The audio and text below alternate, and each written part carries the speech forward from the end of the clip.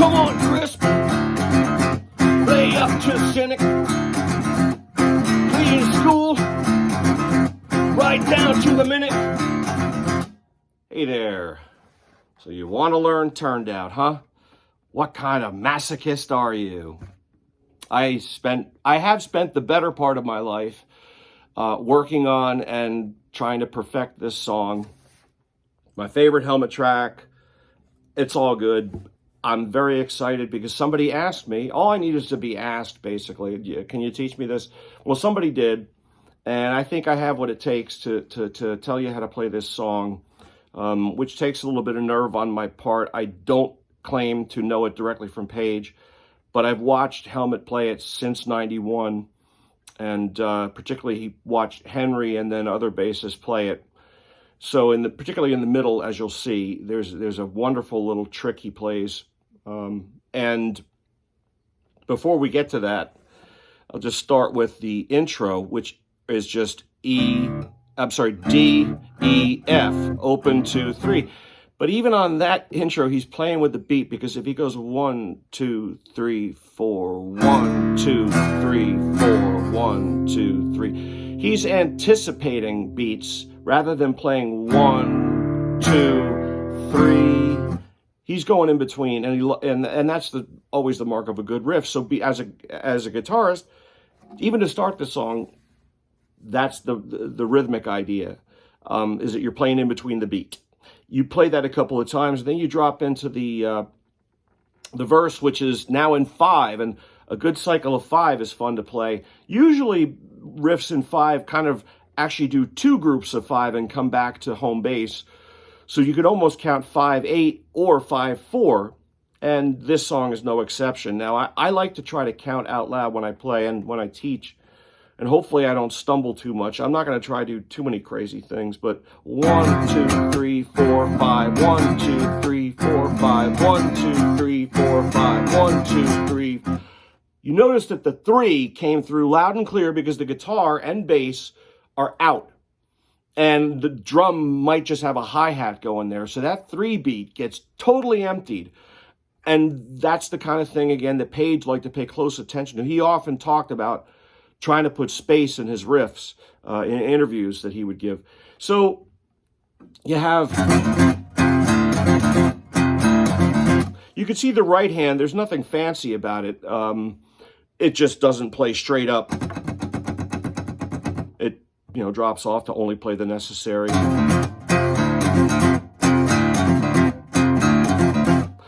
And at the end of the first verse, you have just 5, 4, 3, open, 4, 3, 2, hold that E chord, and then back to the verse.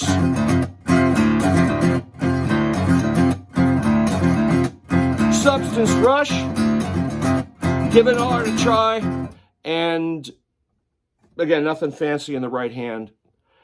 That ends with dropping into the pre-chorus, which is a D power chord, and I am firmly convinced also an open G string and a D on the B string 3rd fret for color. And then you'd bring up the power chord to the 2nd fret, but I like those drone notes still going on there. And even there at the 3rd fret, okay?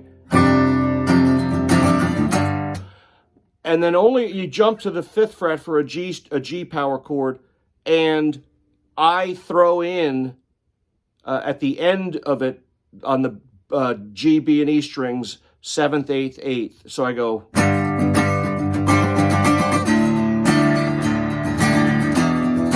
Hard times!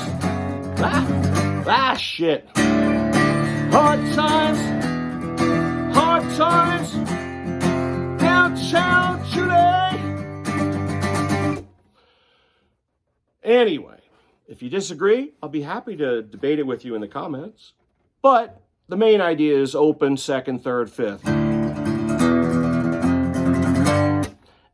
And then you drop into the chorus, and this is where the right hand, you got to be real careful. And you got to start slow. So I got a little metronome here. And by the way, I can't encourage you enough to work on not just this song, but any song with a metronome to keep you real honest. And if you can't play it, you got to slow that metronome down. And I got a nice slow tempo going here, right? 1, 2.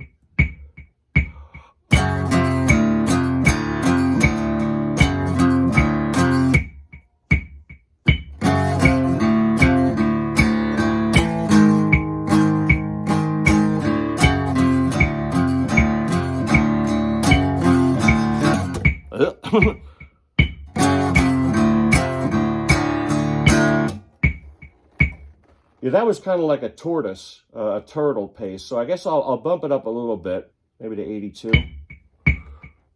Here we go.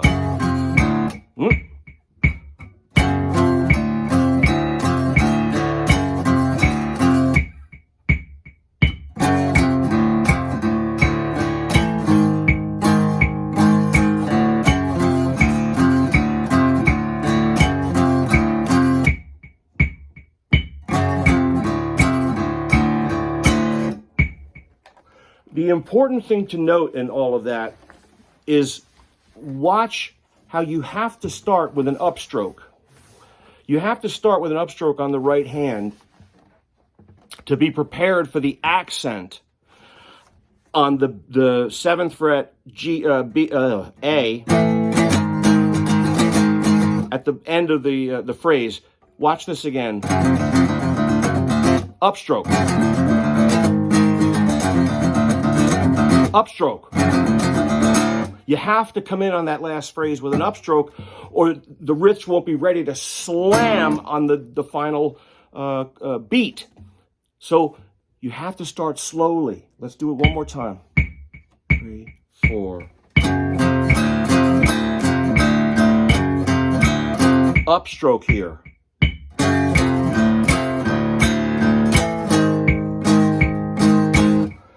And you might have noticed those are all offbeats, which are fun to pull up on each time, and they pull against the beat. So that's the chorus riff. Then you come into just a drone, you go, whoops, and just drone on the G for a little while, and you start to work it in some drone notes. And now along comes that middle riff. So it's very chromatic, like a lot of what Page writes.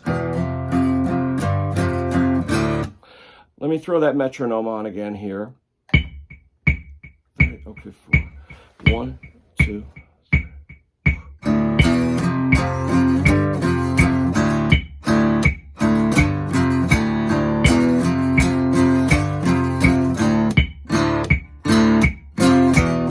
Oh, shoot.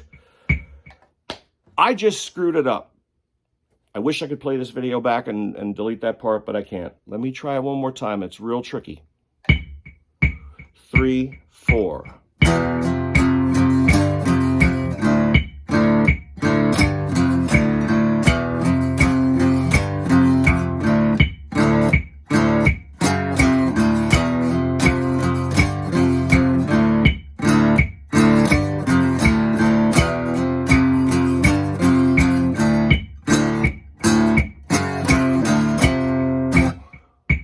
Okay, I mangled the very last ending part of that.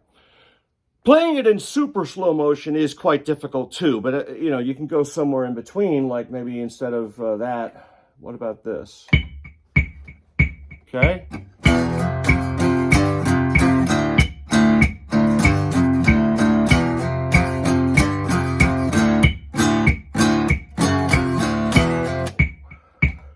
The most important thing is to notice that shift from a 5th third to a 4th third.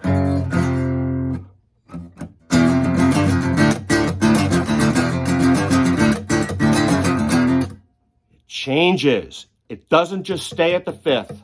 And that's the freaking brilliance of this riff to me, is how wicked it works within that limited range. Once it's 5-3, the second time it's 4-3, it keeps going back and forth.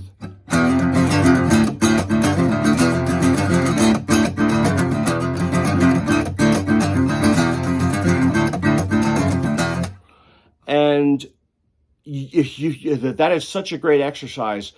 For me, it's one of my all-time favorites. You just can, if you can play that, you're pretty much ready to play or able to play most stuff.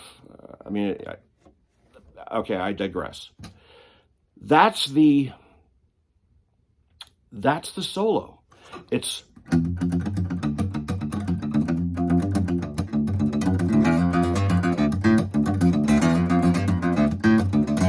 whoops.